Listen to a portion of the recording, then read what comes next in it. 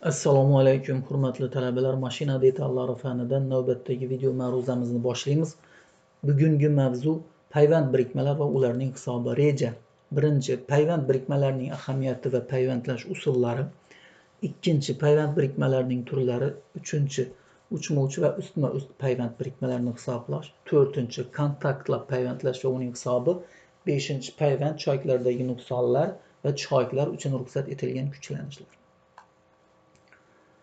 Albatta, sizlarga ma'lum payvandlash texnologiyasi fanidan detallarni payvand birikmalari vositasida biriktirish usullari, biriktirish qurilmalari vositalari to'g'risida yetarlicha ma'lumotlarga egasiz.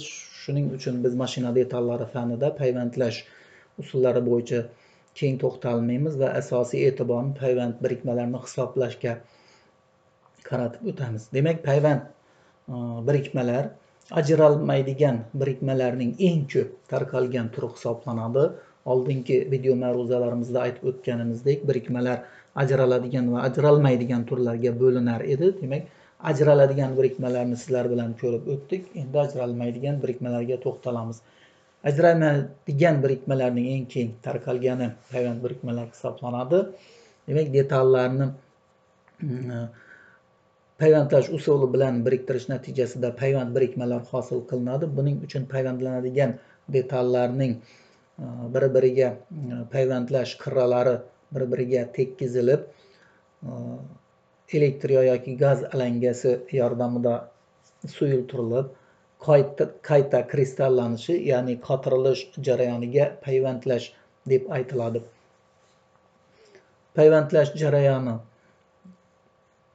gaz alangasi elektr yoyi yordamida amalga oshiriladi yoki kontaktli payvandlash usulida nuqtali, lentali payvandlash yo'llari bilan payvandlash ishlari bajariladi.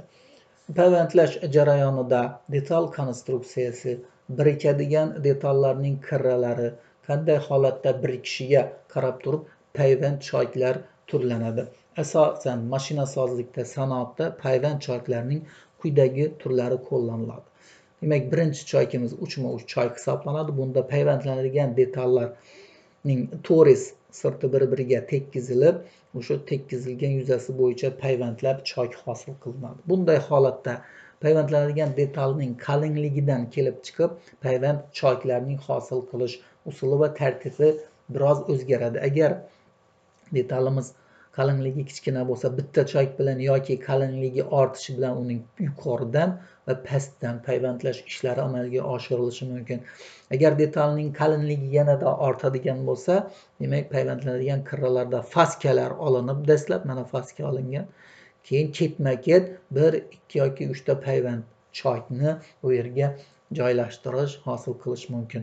Undan tashqari detal qalinligi yana oshadigan bo'lsa, faskalarimiz pastdan va ustidan detalni qirralarda hosil qilinadi va tepadan va pastdan payvandlash ishlari mumkin. Yoki yanada qalinlashgan detallarni uchma-uch biriktirish holati biriktirish kerak bo'ladigan bo'lsa, bu yerda sferik shakldagi faskalar olinib, demak bu yer ketma-ket payvandlab to'ldirib kelish natijasida payvand choyk hosil qilinishi mumkin. Ikkinchi bir payvand choyk turimiz burchakli deb ataladi. Bunda ikkita detal bir-biriga nisbatan ma'lum burchak ostida joylashtirib payvandlanadi. Ko'pincha amaliyotda 90 gradus atrofida bo'ladi burchak choyklar. Bunday holatda choykimiz detallarni, demak, kontaktlashgan yuzalarida joylashtiriladi. Bu holatda detallarda choyk mana bu ko'rinishda yoki bitta detal tomonidan faska olinib o'sha detalga nisbatan joylashtirilishi yoki bitta detalimizning ikkita tomonidan faska olinib unga nisbatan ikkita choyk shaklida joylashtirilishi mumkin. Keyingi payvand choykimiz tavrli deb yuritiladi. Bunda bir uchi detallar T shaklida joylashtiriladi va detalning ikkita tomonidan yoki bitta tomonidan payvandlash bilan amalga oshiriladi. Ushbu slaydimizda ikkita, ushbu slaydimizda yana bitta tomonidan sferik faska olish natijasida bitta choyk bilan biriktirilgan, ushbu detalimizda esa ikkita yana sferik choyk hosil qilish natijasida biriktirilgan. Keyingi payvand choykimiz ustma-ust deb yuritiladi. Bunda detal bir-biriga nisbatan ustma-ust joylashtiriladi va ro'para choyklarni hosil qilish natijasida payvand choykimiz tepada va ostda joylashishi mumkin.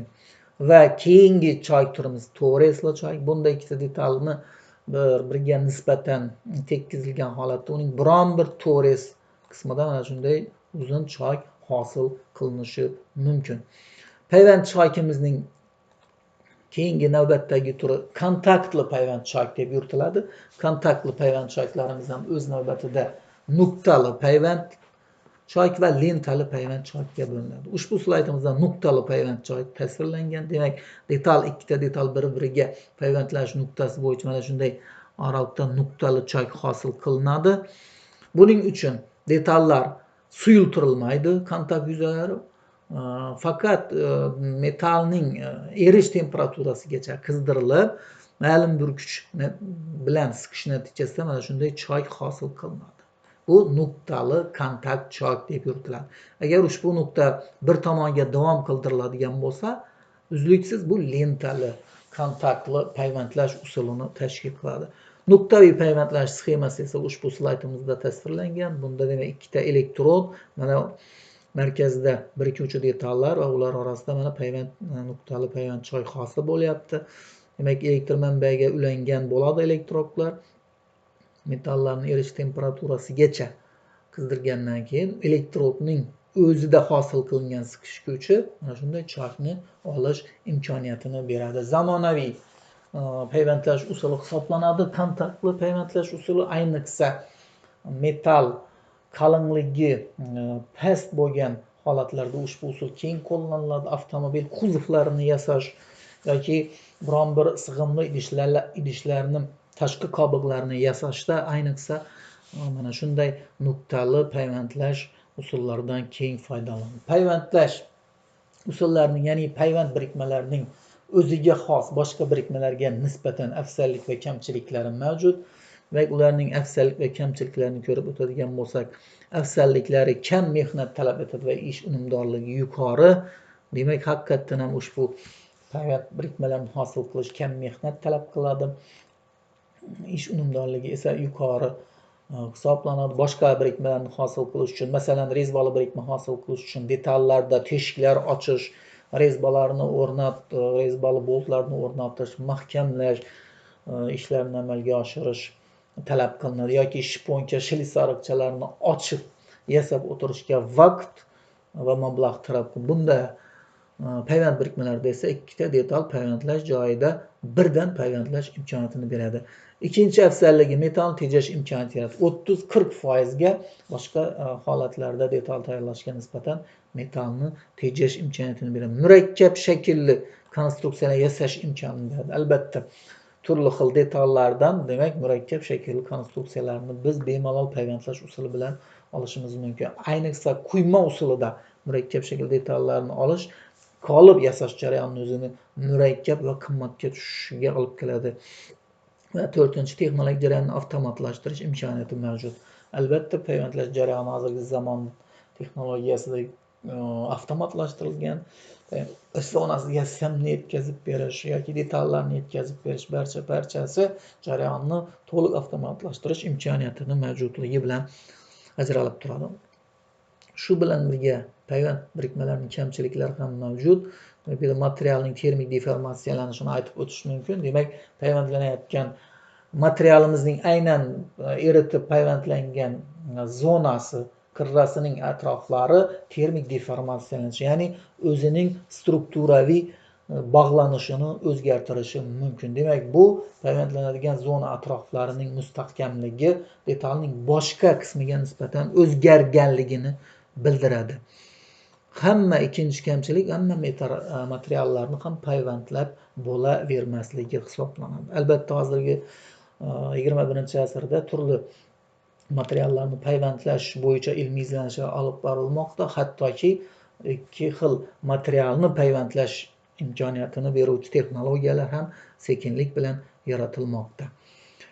Payvand birikmalarini alohida turlari bo'yicha gapirib o'tadigan bo'lsak, uchmuch payvand choyklarni biriktirish turlari ushbu slaydimizda tasvirlangan. Demak, uchmuch payvand choyklariga asosan cho'zuvchi kuch ta'sir qiladi va choyk detallarimizning qalinligiga bog'liq holda payvandlash zonasini tayyorlash bir-biridan farq qiladi. Payvandlanadigan detallar albatta birinchi payvandlanadigan kirralari toza bo'lishi talab qilinadi va qalinligi 8 mm bo'lgan detallar hech qanday fasga olinmasdan birdaniga payvandlanishi mumkin.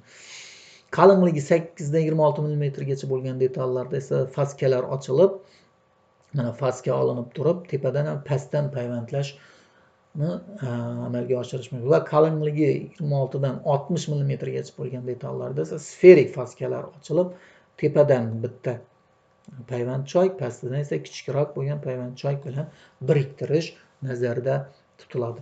Burchakli va towerli choyklarning biriktirish usullarini ham ko'rib o'tamiz.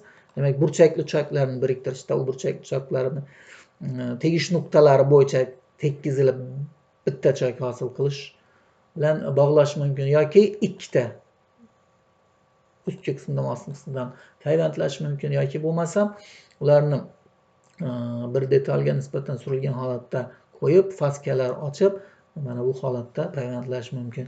Xuddi shunday towerli choyklarni biriktirishda ham towerning detalning ikkita tomoni, bitta tomoni va ikkita tomoniga faska ishlanib biriktirish mumkin. Burchakli choyklar o'z navbatida choykning joylashishiga qarab ro'para, yonbosh va qiya choyklarga bo'linadi.